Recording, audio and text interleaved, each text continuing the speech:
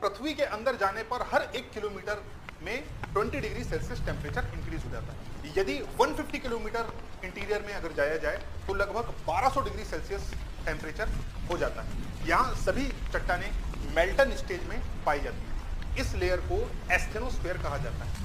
यहीं से melt liquid निकलकर बाहर आता है। यदि ये मोल्टन लिक्विड धरती के अंदर होता है तो इसे मैग्मा कहा जाता है, और यदि वोल्केनो के थ्रू यही मैग्मा निकल के बाहर के एटमॉस्फेयर में आ जाता है, अर्थ के सरफेस पर आ जाता है, तो इसे ही हम कहते हैं लावा।